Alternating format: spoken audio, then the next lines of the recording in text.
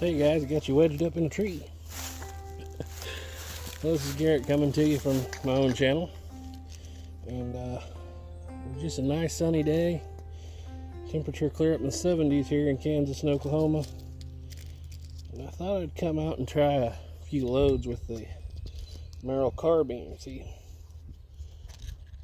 just kind of figured I'd bring you with me, and not squirrel hunting because squirrel season ended 2 days ago and I didn't get to go out for the last day. But it'll be back in June. But I was getting some work done on the trapdoor series and stumbled across some references to the Merrill Carbine and some patents and whatnot. I thought I'll dig that out and I ought to, clean it up thoroughly. Take every little aspect of it apart down to the nuts and bolts and get it really, really clean. Then I thought, well, it's clean obviously to start with, but not really, really clean. Like really do an in-depth strip down of it, clean it up, and probably make an appearance in the 1866 episode of the trapdoor series.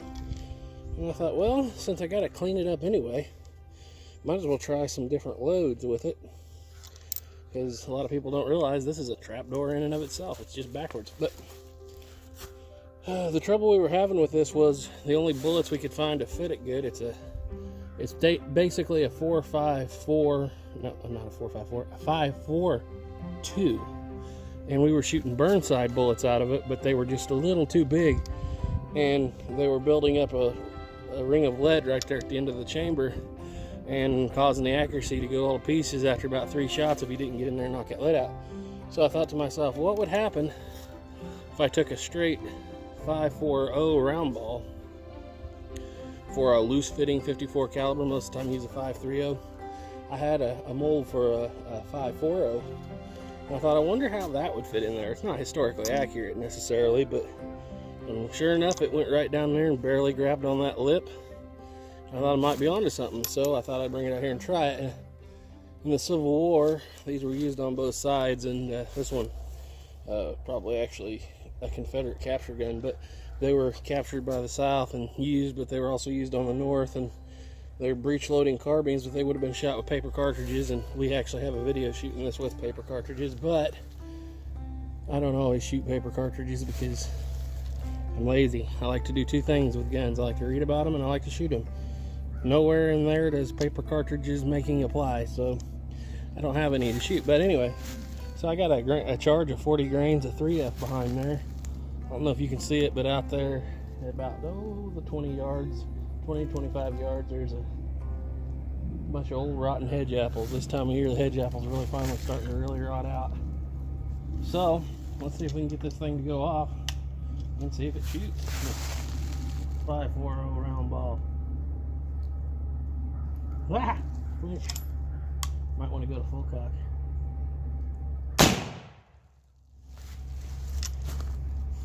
I couldn't tell if I hit it or not for all the smoke, but I don't think I did. I don't know where it went exactly. So we go back to half cock, using those good hot shoots and caps, by the way. This particular one has a little trick to it. Open it up. As you can see, it is kind of just a trapdoor, a backwards trapdoor. So anyway, that was kind of fun. I always forget how little recoil this thing has. 5.40 round ball. Drop it in. This is kind of the tricky part though, because a good flintlock muzzle loader will sit on the ground unless it's a carbine. I always hated short flintlocks or muzzle loaders because they're easy to carry, hard to load. So I'll protect that under my arm and get me another 40 grains. This is my squirrel hunting rig. Like I said, not hunting squirrels today, unfortunately. Now the trick is to get it in there without that door falling shut on you. Whoops, spin a little. And just kind of drive her all down in there. Oops.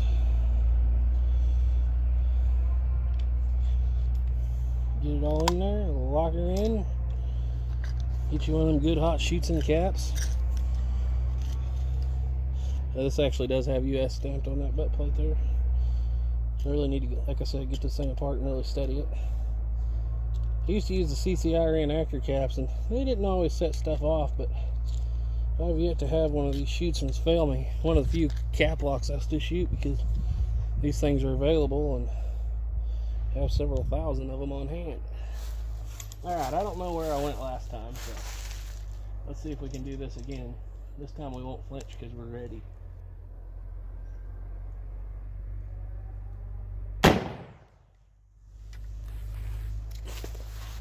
Does make pretty good smoke, doesn't it? I don't know. I might have to see if I can get aimed in a little. Aim small, miss small, because I literally can't see where those rounds are going.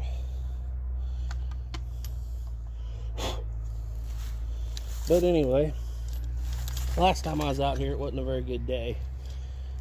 As most of you know, and I definitely appreciate it, a lot of you were concerned with my sister Lydia. Was involved in a car crash and was in a coma.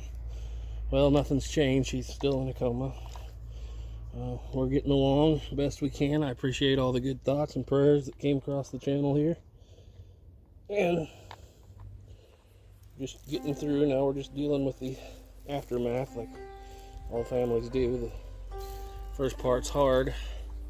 And it just gets harder as it goes.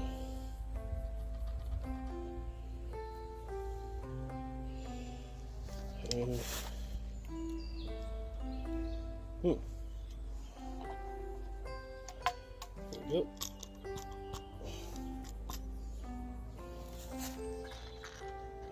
Make sure that ball ain't going down in there too far.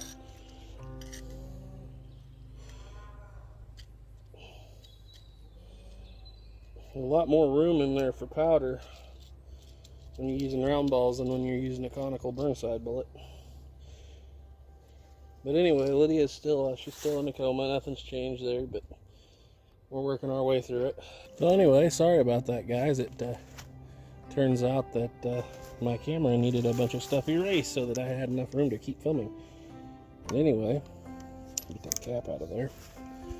Let's step back just a little bit. I think I'm shooting really high with this gun. 10 to 15 yards, which if it's sighted for 100, would make sense, wouldn't it? But like I was saying, Carl from the Black Powder Firearms Enthusiast channel passed away the other day. It was a shock to everybody, I think. And his family has put up a GoFundMe to help pay for funeral costs. If you guys want to go check that out. And it was a very sad thing. I mean, he just started to grow, just really took off. But if you guys would like to go check that out, go to our 11 Bang Bang channel. Our most recent video on that subject, and you will see down in the description is a link to the GoFundMe, and I'm sure that anything you could possibly do would be a big help. And you probably shouldn't cap even on half cock before you put your powder in. Here I am talking and not thinking. Luckily, since this isn't a muzzle loader, putting powder in after we cap, we can still keep the barrel pointed in a safe direction. Yep. Alright, this time I'm going to aim about 2 feet low. I don't know if you guys can even see what I'm doing here, but see if I'm hitting that high. Full cock.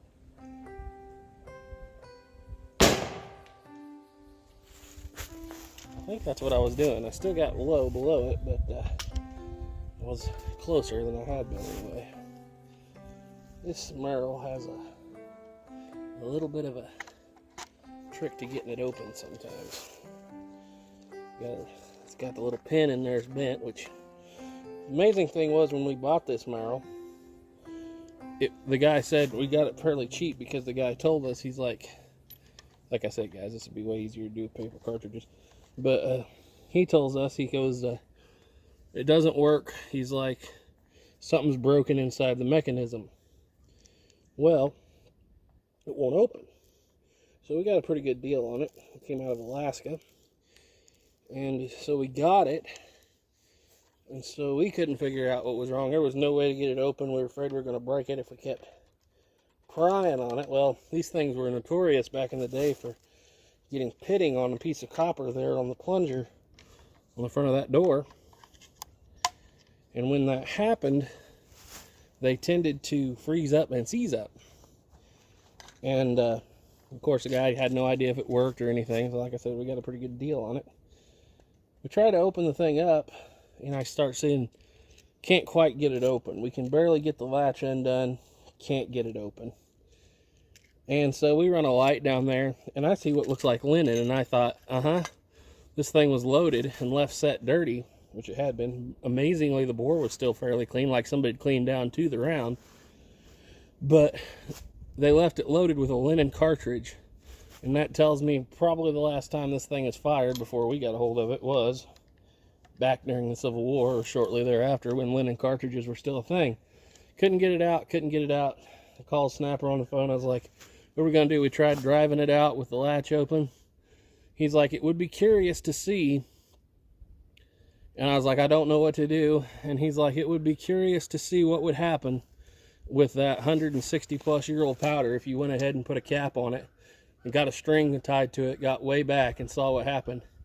We thought, well, it can't hurt anything. The gun's already not operational, so we tied a string to it and cocked the hammer, got back, and the cap went bang, and then we heard a swoop.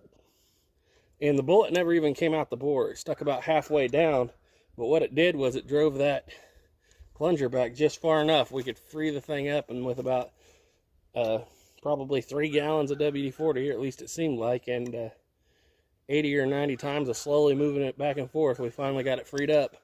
And it turned out that at long range, it was a pretty good shooting gun with the Burnside bullets, providing you didn't let the lead build up right there in the front of the chamber. So, but now I'm trying to do this with a round ball, and I think I'm about to get her dialed in how low I have to aim at 20 yards. But not if I don't go to full cock. That's where I need to aim. About 4 inches low at 20 yards. And we had to replace the sights on it because it seems like all these are missing their rear sights when you get them. Some people claim that's a Confederate thing. I don't know about that. I do know that if you were going to use the Confederate round in this gun, which was a 30 grain load instead of a 40, most guys like to take those sights off because, well, not guys, the Confederate government needed to put sights on it that were regulated for that round that they made. So I'm just talking today. This is nothing philosophical, nothing deep. I just thought I'd bring you along and have a little fun while I'm burning some powder in the woods.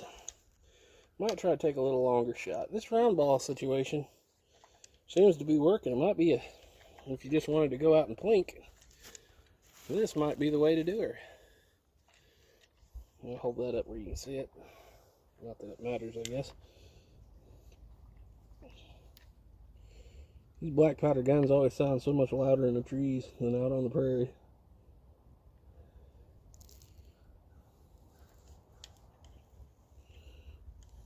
$40 grains. I'll tell you what, on this particular gun, that ring kind of gets in the way if you're left-handed.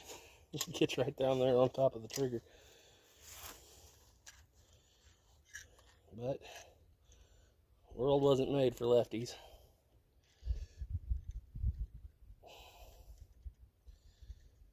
Little CCI percussion cap 10 that I put these in, sticky.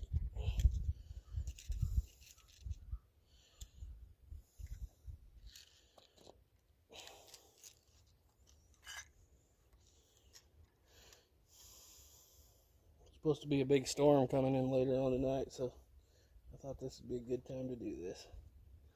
Alright, now I don't know if you guys can see that target out there. I'm kind of hoping you could, because I actually hit it last time.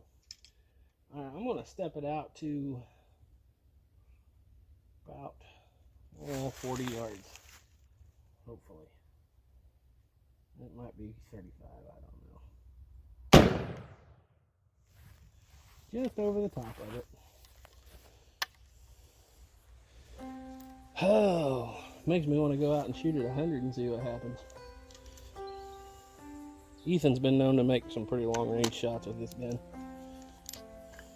I'm going to have to shoot at least all these 54s that I casted. Only cast about 12 or so.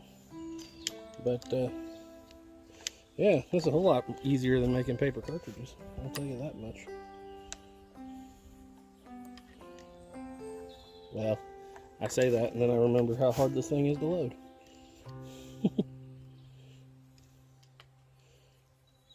Ah, under the arm, that's what I forgot.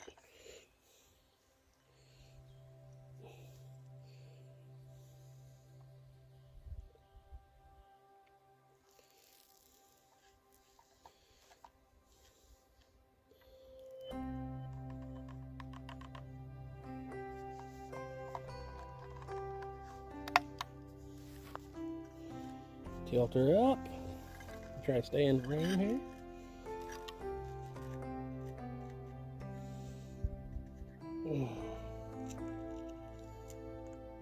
You guys get to see all of it because this isn't much edited except for where my video died back there because I ran out of space on my phone. Alright. I got a spot on an old dead tree out there. I can see. I'm going to aim at it and see just how high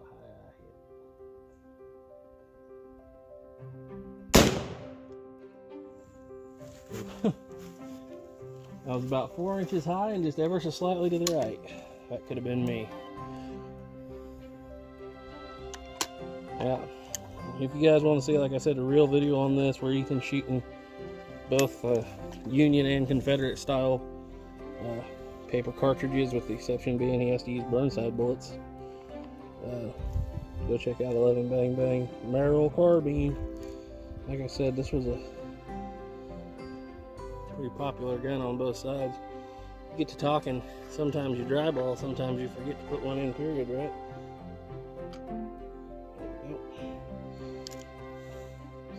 I guess I'll know if it really kicks if I put two in there or not.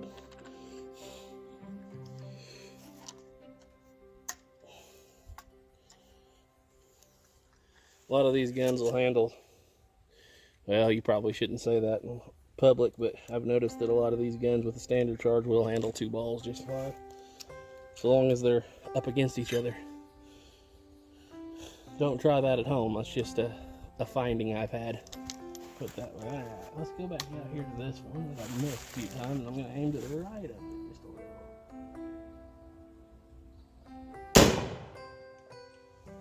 Yeah, I was shooting or pulling to the left.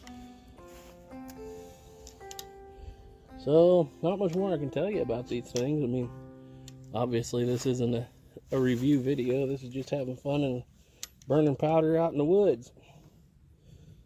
Talking to the camera. Imagine somebody come along, they'd think that was pretty crazy. But I'll get a couple more here just for the fun of it. So now I know where it's hitting with these. Shooting pretty accurately, I will give it that.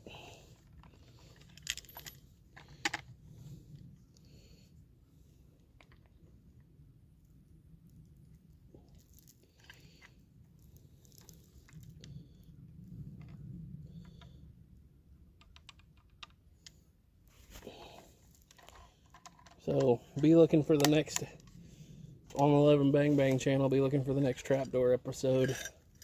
Hopefully by mid-March. Been doing a lot of the study, getting the script written up. When I do those videos, a lot of people don't realize there's no teleprompter, there's no nothing. I take notes on my phone, and I have about 4 or 5 in-phone pages of notes, and I just go by memory, and I just start talking. And I film, and I talk, and I film, and if I feel like I forgot something, a date or something, I'll reach over and grab my phone, usually 4 or 5 times a video. But a lot of times, those talking segments of those videos will be 4 hours long. And when you get to it, it's only 1 hour and 20 minutes, but that's because that's 3+ hours of There's 3 people on YouTube that I know that know how to really talk and can put a video together without editing, and I'm not one of them. That is Hickok 45, Gray Pilgrim, and Plowboy's Ghost. Those guys have the gift of being able to talk without doing that right there. And so I do a lot of editing out words like I find myself tripping over words like well, there I did it again. But mostly words like supposedly. I use that one a lot. I gotta quit. However, I use that one a lot. I'm trying to make myself quit use that one. There's several. If you watch the videos close enough, you catch them. I'm working on it. Let's get out.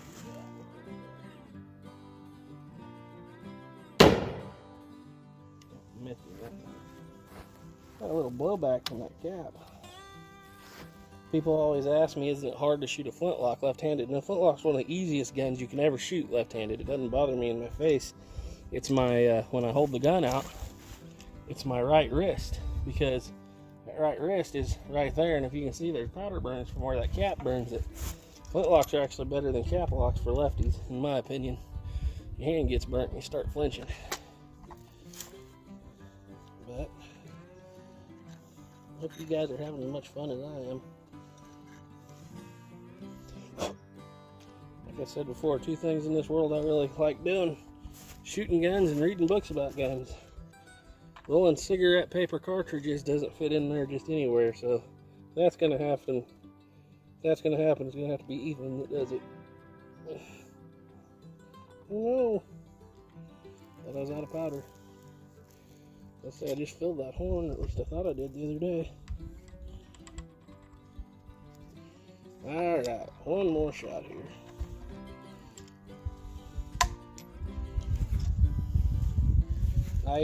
With paper cartridges, I could see this being one of the better carbines. Oops, that's what we're looking for. One of the better carbines of the Civil War. It wasn't very well liked in the North because of that big floppy door.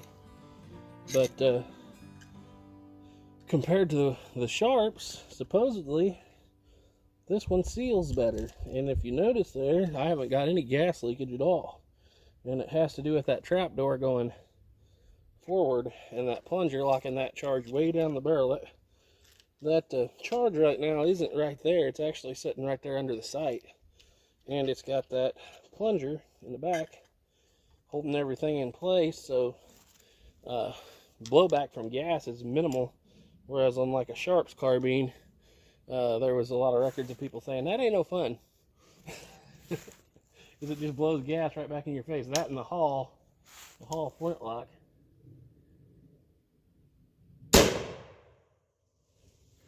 Oh, that's fun. Piece of hedge apple flow everywhere there. Well, anyway, guys, that's enough. I just thought I'd bring you along while I come out here to the woods and shot the old Merrill carbine. That's a fun gun to shoot. I'm really enjoying it. Take her home. I'll get her all cleaned up, get her ready for the trapdoor series, because there is a interesting lawsuit that went on for about a grand total of 25 years involving a Merrill system. I just never realized this says number 19 on the door. Huh.